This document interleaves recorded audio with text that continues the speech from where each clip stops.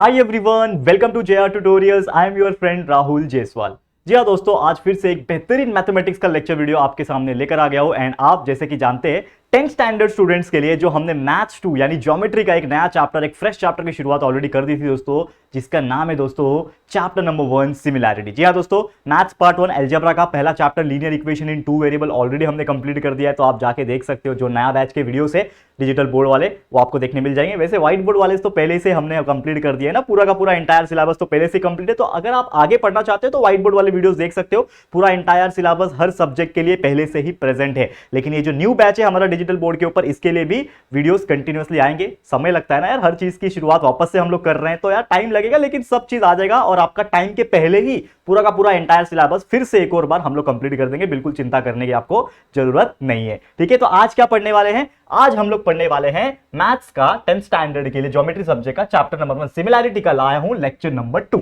ठीक है, अब इस लेक्चर में आपको याद होगा कि हम जो सिमिलैरिटी जो चैप्टर है इसकी शुरुआत जो हमने की थी, तो उसका जो भी बेसिक कॉन्सेप्ट था कि यार सिमिलैरिटी का मतलब क्या होता है, अगर हम दो ट्रायंगल्स को कंसीडर कर रहे हैं तो दोनों ट्रायंगल्स का सिमिलर होने का मीनिंग मतलब क्या होता है, ratio of area of similar triangle कैसे निकालते हैं, half into base into height formula हमने देखा था। ये सभी चीज क्लियरली हमने पढ़ लिया था लेक्चर नंबर 1 में, जाके देख लेना, पूरा कॉन्सेप्ट समझ में आ जाएगा। आज लेक्चर नंबर 2 है, तो आज हम लोग सीधा सीधा चले जाएंगे किसके ऊपर? प्रैक्टिस सेट के ऊपर। तो प्रैक्टिस सेट नंबर 1.1 आज इसकी शुरुआत करेंगे। और इसके पहले अगर आपको एक और चीज बताऊं कि यार आपने अब तक मुझे इंस्टाग्राम पे फॉलो नहीं किया है तो आप जरूर से यहां पे मुझे फॉलो कर सकते हो। ये मेरा आईडी है, वैसे लिंक डिस्क्रिप्शन बॉक्स में भी दिया हुआ है, आप वहां से भी जाके फॉलो कर लेना। लेकिन फॉलो जरूर कर लेना, क्योंकि आज के डेट में सोशल मीडिया पे कनेक्टेड रहना बहुत ज्यादा जरूरी है। वहां पे जो भी अपडेट्स होते हैं, जो भी इंफॉर्मेशन होता है मेरे रिगार्डिंग, चैनल के रिगार्डिंग, वहां पे हम सबसे पहले डाल देते हैं ताकि आपको पता चल जाए। ठीक है, और आप मुझे मैसेज कर सकते हो, वहां पे मुझे स्टोरी में मेंशन भी कर सकते हो। ठीक है, चलो आ जाओ टॉपिक के ऊपर। तो सबसे पहला एग्जांपल क्या है? Base of A triangle is 9। मतलब क्या दिया है यहां पे? एक ट्रायंगल होगा, उसका बेस, बेस मतलब क्या होता है? जो नीचे का जो पार्ट होता है उसको बेस बोलते हैं। करेक्ट है, तो बेस कितना दिया? 9 दिया है। हाइट कितना दिया है? 5 दिया हुआ है। अब यहां पे एक और चीज बोला है कि बेस ऑफ अनदर ट्रायंगल, मतलब इन शॉर्ट यहां पे क्या पता चला हमें कि देयर आर 2 ट्रायंगल्स। बेस पहले ट्रायंगल का दिया, हाइट पहले ट्रायंगल का दिया है, अब बेस और हाइट फिर से दूसरे ट्रायंगल का भी दिया है। तो हमें बोला है find the ratio of area of triangles. हमें इन शॉर्ट क्या निकालना है कि ये जो ट्रायंगल्स होंगे उसका हम लोग क्या निकालना है? एरिया निकालना है। ठीक है, रेशियो निकालना है, जैसे हम लोग हमेशा से निकालते आ रहे हैं। ठीक है, तो सबसे पहले मैं मान लेता हूं कि मेरा जो पहला ट्रायंगल है इसका जो बेस दिया हुआ है उसको मैं मान लेता हूं b1। ठीक है, तो बेस कितना दिया है पहले ट्रायंगल का? 9। और यही पहले वाले ट्रायंगल का हाइट भी दिया हुआ है हमें, जिसको मैं मान लेता हूं h1। ठीक है, मान लेता हूं कितना दिया है? 5 दिया है। ये हमें दिया हुआ है। ठीक है ना, यहां पे मैं आपको सॉल्व करके बताता हूं। ठीक है, ध्यान से देखना। तो हम लोग क्या करते हैं, कलर चेंज कर लेते हैं ताकि आप लोग को आसानी हो जाए। क्या बोला मैंने? दैट इज b1 दिया है हमको कितना? 9 दिया हुआ है। फिर से कलर चेंज हो गया यार, क्या हो रहा है? चेक कर लेते हैं। ठीक है, वापस से चेक कर लेते हैं। अब आ रहा है बराबर। तो b1 इज इक्वल टू कितना दिया है? 9 दिया हुआ है। एंड h1 यानी हाइट 1 कितना दिया है? हाइट पहले वाले के ट्रायंगल का कितना दिया है? 5 दिया है। उसी प्रकार हमारे सेकंड वाले ट्रायंगल का यानी b2 का हाइट बेस दिया हुआ है, कितना दिया है? देखो, base of another triangle is given is 10। हमको कितना दिया दोस्तों? 10 दिया हुआ है। और वैसे ही उसी ट्रायंगल का, दूसरे वाले ट्रायंगल का यानी h2 अगर मान लेते हैं, उसका हमें हाइट दिया हुआ है 6। हमें पूछा है find the ratio of area of triangle. तो समझ लो दो ट्रायंगल है, पहले वाले को मैं मान लेता हूं लेट टू ट्रायंगल्स आर, मैं मान लेता हूं एक ट्रायंगल का नाम मैं एबीसी रख लेता हूं, दूसरे वाले ट्रायंगल का नाम मैं क्या रख देता हूं? आपको आप बोलो, जो भी रखना रख सकते हैं, PQR। ये नहीं रखोगे तो भी चलेगा, ऐसा जरूरी नहीं है। आप डायरेक्टली भी रेशियो बना सकते हो, कोई प्रॉब्लम नहीं होगा। कोई ट्रायंगल 1 नीचे ट्रायंगल 2 ऐसा लिख सकते हो, लेकिन कोई नाम आप दे दो ज्यादा बेटर होता है। तो मैंने यहाँ पे 2 नाम दे दिया, एक एबीसी दे दिया, एक PQR दे दिया। अब समझ लो कि मुझे इसको सॉल्व करना है, तो रेशियो निकालना है। मतलब क्या? एरिया ऑफ ट्रायंगल एबीसी जो है, मतलब मेरा पहला वाला ट्रायंगल है, इसका रेशियो निकालना है किसके साथ? दूसरे वाले ट्रायंगल के एरिया के साथ। तो एरिया ऑफ ट्रायंगल क्या नाम है उस चीज का? ट्रायंगल का हमने रखा है PQR रखा है, डाल दिया। हमें एक चीज पता है क्या कि area of triangle is nothing but half into base into height. ये फॉर्मूला पता है, डाल देते हैं हम लोग value, half multiply by base multiply by height. Correct है, पहले वाला ट्रायंगल है इसके लिए b1 रखूंगा, h1 रखूंगा, फिर नीचे भी half into base into height.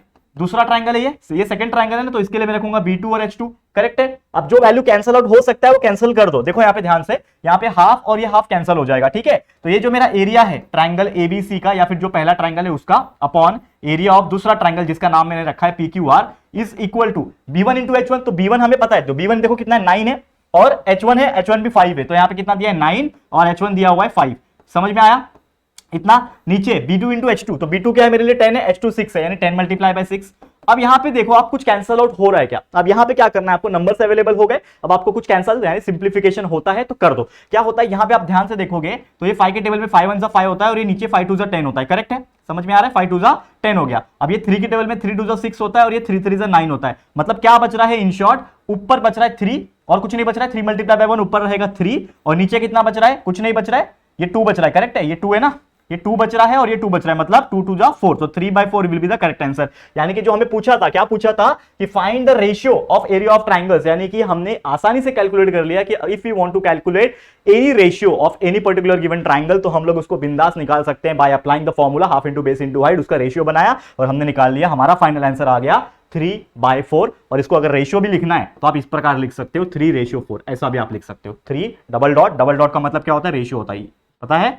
3:4 यानी 3:4 आ गया। ये था हमारा पहला एग्जांपल, बहुत सिंपल है, देखो ये प्रैक्टिस सेट बहुत सिंपल है, जैसे जैसे आगे जाएंगे थोड़ा सा टफनेस लेवल बढ़ेगा, लेकिन टेंशन की क्या बात करते हो यार, हम हैं यहाँ पे तो हर चीज पढ़ा देंगे, तो आपको कोई चिंता घबराने की जरूरत नहीं है। चलो आ जाते हैं नेक्स्ट टॉपिक पे, यानी अगला example. Next example question number 2 इस प्रैक्टिस सेट का क्या दिया हुआ है, यहाँ पे देखोगे तो क्वेश्चन पढ़ो आप लोग, क्या दिया है यहाँ पे हम लोग को दिया हुआ है कि in figure BC is perpendicular to AB. This symbol is denotes, this symbol क्या बताता है हमें, ये सिंबल बताता है परपेंडिकुलर का साइन। तो BC जो है AB से परपेंडिकुलर, तो ये देखो BC ये है और ये AB से परपेंडिकुलर, करेक्ट है, ये एक सीधा लाइन है, ये सीधा लाइन है, परपेंडिकुलर क्या मतलब होता है 90 डिग्री, मतलब ये क्या आपका क्या होगा 90 डिग्री होगा, तो BC is perpendicular to AB and AD is also perpendicular to AB, तो AD किधर है, ये सीधा लाइन और ये AB, मतलब ये AD भी AB से परपेंडिकुलर है, दोनों 90 डिग्री पे है, करेक्ट है। हमें बोला है BC का वैल्यू 4 है, तो BC किधर है, ये वैल्यू 4 दिया हुआ है हमें, और AD का वैल्यू 8 है, यानी ये वाला जो है ये वैल्यू 8 दिया हुआ है, करेक्ट है। और हमें पूछा है कि फाइंड करो area of triangle ABC upon ADB। यार कितना सिंपल है, ऐसे ही एग्जांपल किया था ना पहला एग्जांपल, सॉल्व कर लेते हैं, कुछ नहीं करना है, क्या करना है, ये एरिया ऑफ ट्रायंगल जिसका नाम है दोस्तों ABC और नीचे है एरिया ऑफ ट्रायंगल जिसका नाम है दोस्तों ADB, इसका हम लोग को रेशियो निकालना है। फॉर्मूला क्या होता है, half into base into height, यही फॉर्मूला है ना हमारा हर जगह, half multiply by base into height, यही फॉर्मूला है। अब वैल्यू डाल दो इसमें, हाफ हाफ तो पहली बात कैंसिल हो जाएंगे, पहली बार हाफ और ये हाफ कैंसिल हो जाएंगे, बेस इंटू हाइट बचा। तो देखो ऊपर वाला जो ट्रायंगल है जिसका नाम है ABC, तो ABC के लिए बेस क्या है, हाइट क्या है वो देखो, तो ABC आप देखो तो ABC ऊपर वाला ट्रायंगल है, इसके लिए बेस मेरा क्या है AB है, ठीक है, बेस क्या है मेरे लिए AB, और इसके लिए जो हाइट है, ये ट्रायंगल जो है ऊपर वाला, इसके लिए हाइट क्या है, ये वाला क्या नाम है इसका BC। पहले नाम डालना फिर नंबर डालना, क्योंकि लोग पहले क्या करते हैं डायरेक्टली फॉर्मूला के बाद उसमें वैल्यू डालते हैं, वैल्यू पहले नहीं डालना है, पहले उसका नाम डालना है कि AB है तो AB लिखो, BC है तो BC लिखो, इस प्रकार आपको नाम डालना है। तो AB मल्टीप्लाई बाय BC हो गया, अब आपको डिवाइड करना है, फिर नीचे भी देखो बेस इंटू हाइट है, ठीक है ना, बेस इंटू हाइट है, यानी अब इस ट्रायंगल का यानी जिसका नाम है ADB, ये नीचे वाला ट्रायंगल का बेस इंटू हाइट क्या है, तो इसके लिए ये ट्रायंगल के लिए भी बेस क्या है AB ही रहेगा, यानी AB आ गया, और उसके लिए हाइट क्या है, हाइट यहाँ पे आप देखोगे तो हाइट है उसके लिए AD, तो यहाँ पे लिख दो AD। अब यहाँ पे भी जब आप नोटिस करोगे दोस्तों तो यहाँ पे एक चीज आपको नजर आ रहा है, क्या नजर आ रहा है, क्या नजर आ रहा है, कौन बताएगा, यहाँ पे आपको नजर आ रहा है कि ये AB और नीचे AB सेम सेम है, तो ये क्या हो जाएगा, कैंसिल हो जाएगा, एनीथिंग ऊपर नीचे सेम सेम है तो कैंसिल हो सकता है। तो सिर्फ और सिर्फ हमारे पास क्या बच रहा है दोस्तों, BC अपॉन AD बच रहा है। नेक्स्ट स्टेप में लिखना, नेक्स्ट स्टेप में क्या लिखोगे कि हमारे पास क्या बच रहा है, सिर्फ BC अपॉन AD बच रहा है, तो BC अपॉन AD मतलब यहाँ पे area of triangle ABC upon area of triangle ADB जो है दोस्तों, यहां पे कितना बच रहा है BC अपॉन AD, तो BC का वैल्यू हमें दिया हुआ है, पता है ना हमें BC का वैल्यू एग्जाम अपना क्वेश्चन में दिया हुआ है, BC इज इक्वल टू 4 लिख दिया। AD का वैल्यू दिया है क्या, देखो AD का वैल्यू भी दिया हुआ है 8, अरे यार आ गया हमारा आंसर, तो 4/8, 4/8 आप जानते हो 4 1 4 4 2 8, तो हमारा आंसर कितना हो गया 1/2, this is your final answer, आ गया आंसर, खत्म, क्लियर है। तो इतना सिंपल एग्जांपल्स होते हैं दोस्तों, और फालतू में आप घबरा रहे थे यार कितना हार्ड होता है सिमिलैरिटी, कितना हार्ड होता है ज्योमेट्री, यार ज्योमेट्री जैसा इजी सब्जेक्ट मैंने अपने लाइफ में नहीं देखा, ठीक है। लोग घबराते थे, इवन मैं जब 10th स्टैंडर्ड में था तो मैं खुद डरता था, ऐसी बात नहीं है, लेकिन जब मैंने इसके ऊपर ध्यान दिया और कंसेप्ट समझने की कोशिश किया ना, तो एक बार कंसेप्ट समझ में आ गया ना, फिर कोई ताकत आपको टॉप करने से रोक नहीं सकता दोस्तों। ये करके देखो एक बार, ये इजी लगता है, कंसेप्ट आप यहां से सीख लोगे, जहां ट्यूटोरियल से आप कंसेप्ट सीख लोगे, थोड़ा सा सेल्फ प्रैक्टिस लगेगा, एग्जांपल्स को सॉल्व करोगे, ट्रस्ट मी देखो फुल मार्क्स मिलेंगे कि नहीं, आउट ऑफ निकालोगे यार मैथ्स के पेपर में, और बाकी में भी बिल्कुल निकालोगे। चलो आगे बढ़ जाते हैं, जो हम लोग जाएंगे किसमें दोस्तों, नेक्स्ट क्वेश्चन, क्वेश्चन नंबर 3, बराबर आ गया हमारा क्वेश्चन नंबर 3। अब देखो ये डायग्राम दिया हुआ है, समझो पहले डायग्राम को समझो, क्या दिया, ये डायग्राम दिया है, और ये डायग्राम में क्लियर कट बोल दिया कि एक फिगर है जिसमें PS परपेंडिकुलर है RQ से, PS की जरा ढूंढो, ये जो PS आपको दिख रहा है ये RQ को परपेंडिकुलर, करेक्ट है, ये PS RQ को परपेंडिकुलर, इसके लिए 90 डिग्री बन रहा है, इतना समझ में आ रहा है। दूसरा यहाँ पे क्या बोला कि QT जो है, QT देखो QT आ गया यहाँ पे, तो QT is perpendicular to PR, ठीक है, तो परपेंडिकुलर है PR से, तो PR की जरा ढूंढो पहले, देखो अब QT और PR है, देखो ये वाला PR है, डायगोनल वाला ये दिख रहा है, ये PR है, और इससे ये परपेंडिकुलर दिख रहा है, ये टेढ़ा लाइन गया यहां से, तो ये QT इससे परपेंडिकुलर, देखो 90 डिग्री का सिंबल बनाया हुआ है यहाँ पे परपेंडिकुलर का। तो ये दो चीज हमें दे दिया, इससे समझ में आ गया कि यार ये क्वेश्चन क्या है और डायग्राम कैसा है, समझ में आ रहा है, ठीक है। अब यहाँ पे देखो RQ is equal to 6 and PS is equal to 6, तो RQ किधर है ढूंढो पहले, ये रहा R, ये रहा Q, यानी ये वैल्यू कितना है 6 दिया हुआ है, ठीक है। उसके बाद PS का वैल्यू 6 है, तो PS किधर है ढूंढो, ये PS लंबा वाला लाइन, ये PS का वैल्यू भी कितना दिया है 6 दिया है, करेक्ट है, समझ में आ गया। अब हमें क्वेश्चन ये बोला, एक और चीज दिया है, देखो यहाँ पे PR का वैल्यू 12 है, PR किधर है भाई, ये देखो ऊपर वाला, ये पूरा PR जो है इसका वैल्यू कितना है 12 है, ये पूरे का वैल्यू 12 है। अब हमें पूछा है QT कौन है भाई, QT का वैल्यू निकालो, तो चलो QT को निकालेंगे, चलो। तो QT का वैल्यू निकालना है, तो सबसे पहले ये समझो कि हमें दिया क्या है, सबसे पहले हमें दिया क्या है। अब यहां पे आप एक चीज नोटिस कर पा रहे होंगे, यहां पे दिया हुआ है एक ट्रायंगल और एक दो ट्रायंगल, यहां पे मतलब दो टाइप के ट्रायंगल दिए हैं, इसको हम लोग निकाल सकते हैं कैसे। अब आप यहां पे देखो, अगर मैं कंसीडर करूं इन, इसको मैं कलर चेंज करता हूं सबसे पहले, रुको, हाँ इसको मैं व्हाइट कलर ले रहा हूं। अब यहां पे देखो, एक मैं कंसीडर कर रहा हूं ट्रायंगल को, इन ट्रायंगल PQR। अब बोलोगे आप PQR किधर है, तो ये P रहा, ये Q रहा, ये R, मतलब ये वाला ट्रायंगल दिख रहे हो, ये जो मैं हाथ दिखा रहा हूं यहां पे, ये ट्रायंगल को मैं कंसीडर कर रहा हूं सबसे पहले। तो इन ट्रायंगल PQR हमें एक चीज पता है कि अगर मुझे इस चीज का एरिया निकालना है, PQR का मुझे एरिया निकालना है, तो we know that the formula is area of triangle PQR। इसका फॉर्मूला क्या हो जाएगा, half multiply by base into height, ठीक है। बार बार B इंटू H लिखने की जरूरत नहीं है दोस्तों, half into base into height formula है ना, उसको बार बार लिखने की जरूरत नहीं है, हाफ इंटू सीधा सीधा बेस लिखो। तो मुझे बताओ ये PQR जो है, अगर मैं इसको इस तरफ से पकड़ूं, PQR को पकड़ूं, तो ये मेरा बेस है, देख पा रहे हो आप लोग, ये मेरा बेस है, मतलब क्या नाम है इसका, RQ बोलो, QR बोलो, जो भी आपको बोलना है बोलो। तो RQ मेरा बेस है, और इसी ट्रायंगल में आप देखोगे तो ये इसका हाइट है, क्या है इसका हाइट, PS, तो RQ मल्टीप्लाई बाय PS हो जाएगा। समझ में आ रहा है कि नहीं आ रहा है, RQ मल्टीप्लाई बाय PS हो जाएगा। अब इसको मैं क्या करता हूं, इक्वेशन नंबर 1 मान लेता हूं, इसमें मैं वैल्यू डाल सकता हूं, नो डाउट अबाउट दैट, मैं इसमें वैल्यू भी डाल सकता हूं, लेकिन अभी नहीं डाल रहा हूं, क्यों, क्योंकि अब लास्ट में आपको मजा देना है ना, मजा तो लास्ट में आएगा, इसके लिए मैंने इसको अभी कुछ नहीं किया, अभी मैंने इक्वेशन नंबर 1 मार्क किया और छोड़ दिया। अब नेक्स्ट में आओ, नेक्स्ट में मानता हूं, फिर से आप देखोगे ना, ये ट्रायंगल PQR, इसको मैं एक दूसरे तरीके से भी लिख सकता हूं, कैसे, यहां पे ध्यान देना, इन ट्रायंगल PQR, यही ट्रायंगल को मैं अगर कंसीडर करूं कि मेरा जो PR जो है ये मेरा बेस है। अब देखो, आप इस तरफ से भी ले सकते हो ना, ये जो ट्रायंगल है ये वाला आपका, ये वाला जो ट्रायंगल है जिसका नाम यहाँ पे P है, यहाँ पे R है और यहाँ पे Q है, तो ये PQR ट्रायंगल है, तो यहाँ को इसको भी मैं बेस मान सकता हूं, और जो इसके अंदर से जो लाइन गया ये वाला QT वाला, ये T है ना, तो QT को मैं हाइट मान सकता हूं, बिल्कुल मान सकता हूं। तो अब मैं क्या करूंगा, यही चीज को मैं अप्लाई कर रहा हूं यहाँ पे। तो अगर मैंने कंसीडर किया इन ट्रायंगल PQR, अब मैं मान रहा हूं इसका एरिया निकाल के, अब मैं इसका एरिया निकाल रहा हूं, यहाँ पे ध्यान देना, देखो एरिया ऑफ ट्रायंगल PQR, अब फिर से मैं एरिया ऑफ ट्रायंगल PQR निकाल रहा हूं, लेकिन दूसरे तरीके से, ध्यान देना, एरिया ऑफ ट्रायंगल PQR निकाल रहा हूं लेकिन दूसरे तरीके से। क्यों दूसरे तरीके से, क्योंकि अब इस बार जो बेस मान रहा हूं ये मैं ये मान रहा हूं, मान सकता हूं ना, ये भी तो बेस है उसका, तो बेस क्या है PR, यानी हाफ मल्टीप्लाई बाय बेस, मतलब क्या है मेरे लिए PR बेस है, और हाइट इसके लिए क्या रहेगा, ये जो हाइट है ना, ये तो दिया हुआ है ना हाइट, ये QT मेरा क्या है, हाइट है, तो लिख दिया मैंने मल्टीप्लाई बाय QT, ठीक है, इसको मैं मान लिया इक्वेशन नंबर 2। अब देखो, अब ये हम लोग ना कोई भी बिल्डिंग खड़ा करने के लिए पहले उसका पिलर्स डालना पड़ता है, तो हम लोग समझ लो ये पिलर्स हमारा खड़ा हो गया। अब ये जो पिलर्स खड़ा हो गया ना, अब इसमें हम क्या करेंगे, ईंटें जोड़ेंगे, ईंटें जोड़ने के बाद हमारा फाइनल घर जो है रेडी हो जाएगा। कैसे होगा, ध्यान देना। अब ये दोनों चीज हो गया ना, अब मैं एक यहाँ पे लॉजिक चीज लगाता हूं, लॉजिकल चीज क्या करने वाला हूं, थोड़ा सा ध्यान देना। यहां पे मैं करता हूं डिवाइड इक्वेशन नंबर 1 एंड 2, मतलब ये दोनों इक्वेशन नंबर को मैं क्या करूंगा, एक दूसरे से डिवाइड करूंगा। तो होगा क्या, यहां पे ध्यान देना, यहां पे करता हूं, चलो आपके लिए इधर करके दिखाता हूं, थोड़ा अच्छा लगेगा, ये वाले साइड में देखो ध्यान से। अब मैं क्या करता हूं, ये दोनों को डिवाइड करता हूं। तो ये पहला क्या है, area of triangle PQR, area of triangle PQR, दोनों लेफ्ट हैंड साइड वाले लिख लो, क्या है, एरिया ऑफ ट्रायंगल PQR, और इधर भी है एरिया ऑफ ट्रायंगल PQR, दोनों सेम है, is equal to right hand side की तरफ क्या है, यहां पे half into RQ into PS, देखो यहां पे half into RQ into PS, यहां पे ये है, और नीचे आप देखोगे सेकंड वाले इक्वेशन का राइट साइड में क्या है, half into PR into QT into QT, ये हो गया, इतना समझा। अब देखो कुछ कैंसल आउट हो रहा है क्या, सिंपल तरीके से आप देखो, यहां पे ये हाफ कैंसल हो जाएंगे, करेक्ट है।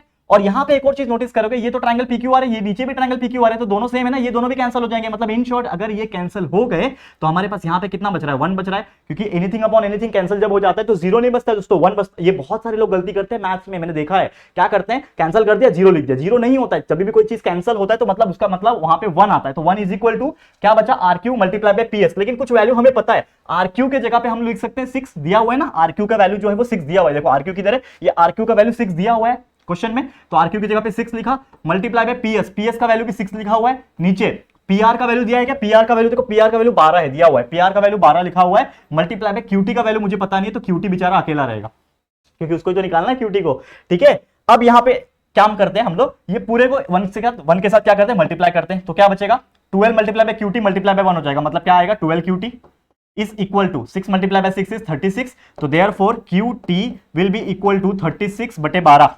ठीक है, 36 बटे यानी डिवाइड बाय 12। अब सॉल्व कर लो, 12 3 36 होता है, आ गया आंसर आपका, खत्म कहानी, हो गया बिल्डिंग रेडी, एकदम चकाचक बंगला रेडी हो गया। ठीक है, तो क्या किया हमने, सिंपली हमने क्या किया, दोनों को सेम तरीके से अप्लाई किया, एक को एक नीचे रख के डिवाइड किया, कुछ वैल्यूज थे जो पता थे हमें वो डाल दिया। अब क्यूटी अननोन था बेचारा, क्यूटी को ही तो निकालना था, तो क्यूटी हमने बिंदास निकाल लिया, सिंप्लीफाई कर दिया, हमारा आंसर आ गया क्यूटी इज इक्वल टू 3। अब देखो कुछ सेंटीमीटर वेंटीमीटर दिया है क्या, नहीं दिया है, तो छोड़ दो ऐसे ही, यूनिट लिखने की जरूरत नहीं है। अगर नहीं दिया, अगर दिया रहेगा सेंटीमीटर दिया है, मीटर दिया है, तो आप लिख देना यहाँ पे कि इतना सेंटीमीटर आया, इतना मीटर आया, यूनिट का भी मार्क्स कटते हैं दोस्तों।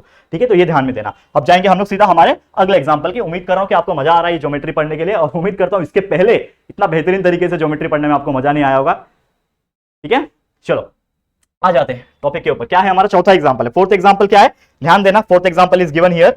तो सबसे पहले हम लोग को क्या करना है, देखो क्वेश्चन नंबर 4 हमारे पास है ना, यही वाला, हाँ बराबर है। तो क्वेश्चन नंबर 4 में ये डायग्राम में देखो, ठीक है, डायग्राम दिख रहा है, ये फिगर है AP perpendicular to BC. AP की जगह ढूंढो, देखो ये वाला लाइन एपी है, ये बीसी से परपेंडिकुलर है, ठीक है मान लिया।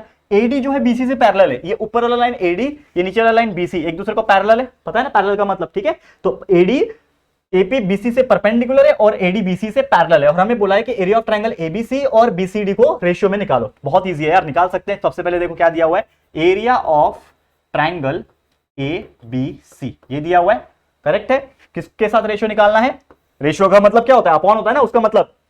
तो area of triangle BCD, area of triangle BCD इसके साथ ही निकालना है। कैसे निकालोगे, एरिया ऑफ ट्रायंगल एबीसी ना, यहां पे आप ध्यान दो, एरिया ऑफ ट्रायंगल एबीसी, लेकिन यहां पे एक छोटा सा कंस्ट्रक्शन में करना चाहता हूं आपके सामने। देखो यहां पे ध्यान से, कंस्ट्रक्शन में क्या कर रहा हूं वो चीज देखो।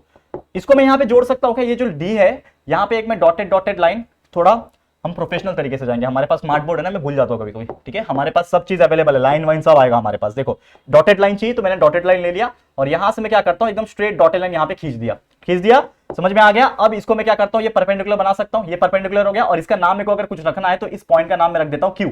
आपकी मर्जी, आप जो नाम रखना चाहते हो रख सकते हो। डी क्यू मैंने नाम रख दिया, ये क्यों रखा मैं आपको रीजन बताऊंगा अभी। सबसे पहले यहां पे देखो, एरिया ऑफ ट्रायंगल एबीसी है ना ऊपर, इसका फॉर्मूला क्या है, half into base into height. तो बताओ एरिया ऑफ ट्रायंगल एबीसी में बेस क्या है, बीसी है, हाइट कितना है उसका, एरिया ऑफ ट्रायंगल एबीसी का हाइट कितना दिया है, ये हाइट है ना इसका, ए से लेके पी, ये हाइट है उसका, तो मैं लिख दूंगा यहाँ पे एपी, लिख दिया।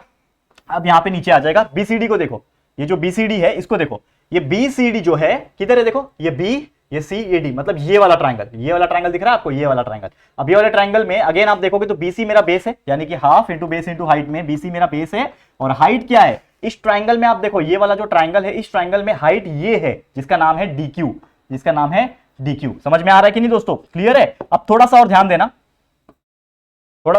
जो मैं आपको बताने जा रहा हूं, अभी क्या बताने जा रहा हूं, ध्यान देना, ठीक है। अब यहां पे आप एक चीज देखो कि कुछ कैंसल आउट हो सकता है क्या, कैंसल आउट हो सकता है, बिल्कुल हो सकता है। ये हाफ और ये हाफ कैंसल हो सकता है, ये बीसी और ये बीसी कैंसल हो सकता है, करेक्ट है, बीसी और बीसी कैंसल हो सकता है। लेकिन आप एक और चीज जब नोटिस करोगे, तो चलो मैं आपको एक स्टेप और बढ़ा के बताता हूं। चलो मैं एक स्टेप बढ़ा लेता हूं, क्या लिख रहा हूं यहां पे मैं, अगेन ये लिख रहा हूं कि एरिया ऑफ ट्रायंगल मेरा एबीसी जो है, और नीचे है एरिया ऑफ ट्रायंगल जिसका नाम है दोस्तों BCD, is equal to, BCD is equal to क्या बच रहा है मेरे पास, एपी अपॉन डीक्यू। लेकिन आप एक चीज जब नोटिस करोगे, according and from the figure क्या बोल रहा है कि ये जो एपी है ये डीक्यू के बराबर होगा, क्योंकि यार पैरेलल है ना, जब कोई ऊपर नीचे जब पैरेलल होता है तो साइड वाले जो साइड से आप देखो, नाप के भी देख लो स्केल से, यहां पे भी आपको पता चलेगा कि ये डीक्यू जो है ये एपी के बराबर होगा, रेक्टेंगल जैसा फॉर्मेशन हो रहा है ना, तो हम लोग क्या बोल सकते हैं कि ये एपी जो है, ये एपी जो है वो क्या है, डीक्यू ही है। ये एपी जो है वो किसके बराबर है, डीक्यू के बराबर है, और नीचे तो डीक्यू पहले से ही है ना। रीजन कहां से आया, रीजन आया लिख दो, रीजन लिखना जरूरी है कि कहां से आया, क्यों आया ऐसा, क्योंकि एपी जो है वो डीक्यू है, एपी जो है वो डीक्यू है, AP is equal to DQ. तो ये एपी की जगह पे मैंने डीक्यू लिख दिया, और ये डीक्यू तो नीचे से पहले से ही था। अब मैं क्या करूंगा, ये दोनों को स्मार्ट तरीके से कैंसिल कर दूंगा। तो जब डीक्यू डीक्यू एक दूसरे को कैंसिल हो गया, तो हमारे पास कितना बच रहा है, area of triangle A B C upon area of triangle B C D जो है that will be equal to कितना आ रहा है, 1 आ रहा है। तो इसका मतलब ये है, जो हमें पूछा था कि एरिया ऑफ ट्रायंगल एबीसी का ratio area of triangle BCD के साथ कितना आएगा, तो हमने कितना निकाल लिया, 1 निकाल लिया, ठीक है। तो इसका वैल्यू नीचे में कितना आ गया, डिवाइड करके कितना आ गया, 1 आ गया। तो इसको मैं इस तरीके से भी लिख सकता हूं जो हमें पूछा है। क्या पूछा है दोस्तों, क्या पूछा है, इसको मैं कैसे लिख सकता हूं, थोड़ा ध्यान देना। देखो अब मैं इसको ऐसे लिख सकता हूं क्या कि area of triangle A B C, ABC नाम है ना, हाँ ए बी सी, ठीक है, इसको रेशियो बनाओ, area of triangle B C D is equal to कितना आएगा, इसका 1 है तो नीचे वाले का भी 1 रहेगा, क्योंकि ये 1/1 होगा ना, ये 1 है तो ये भी 1/1 होगा, करेक्ट है। इसका मतलब इसका वैल्यू कितना आ जाएगा, 1:1 and this is your final answer. यानी area of triangle ABCD, sorry ABC and triangle BCD का जो रेशियो आया वो आया 1:1। क्लियर है। तो उम्मीद कर रहा हूं कि आपको ये चीज बहुत बेहतरीन तरीके से समझ में आ गया होगा, और इतना बेहतरीन तरीके से हमने समझा दिया है कि आपको कोई भी डाउट्स नहीं रहेगा। ठीक है, हो गया। तो ये हो गया हमारा इस प्रैक्टिस सेट का चौथा एग्जांपल। चलो पांचवें पे चलते हैं। ओ माय गॉड, पांचवा क्या है, पांचवा आपके लिए होमवर्क है। ठीक है यार, मेरा रिकॉर्ड है ना, एक क्वेश्चन तो मैं होमवर्क देता हूं ना। ठीक है, तो पांचवा एग्जांपल सेम है, बहुत इजी है उल्टा। ठीक है, तो पांचवा example is your homework, and मैं आपसे ये आशा करता हूं कि आप लोग इस चीज का आंसर मुझे कमेंट बॉक्स में कमेंट करके बताओगे। तो यार थोड़ा सा मेहनत आपको भी करना पड़ेगा, जैसे मैंने बोला सेल्फ स्टडी के लिए मैं जानबूझ के एक एग्जांपल हर एक्सरसाइज में से छोड़ता हूं ताकि आप लोग कर पाओ। ठीक है, तो जरूर से करना। तो इसी के साथ आज का वीडियो मैं समाप्त करता हूं। Thank you so much for watching this video. आप लोग को बस यही बताना है कि हमारा ये वीडियो आपको कैसा लगा है, कमेंट बॉक्स में जरूर से कमेंट करके बता सकते हो। वीडियो पसंद आया है तो प्लीज वीडियो को लाइक कर देना यार, आपके लाइक से मोटिवेशन मिलता है दोस्तों, एनर्जी आती है यार अपने आप। तो प्लीज लाइक कर देना, और फर्स्ट टाइम आए हो चैनल पे तो चैनल को सब्सक्राइब जरूर से करना। ठीक है, और ये वीडियो को जितना हो सके अपने दोस्तों के साथ शेयर करना, क्योंकि यार बहुत लोगों को पता नहीं है कि हमारे चैनल पे कितना बेहतरीन बेहतरीन चीजें आ रही है। तो प्लीज शेयर टू एवरीवन। ठीक है, सब्सक्राइब जरूर से करना एंड बेल आइकन को प्रेस कर देना। ठीक है दोस्तों, तो जल्दी मिलेंगे हमारे न्यू एक और फ्रेश वीडियो में। तब तक के लिए thank you and good bye.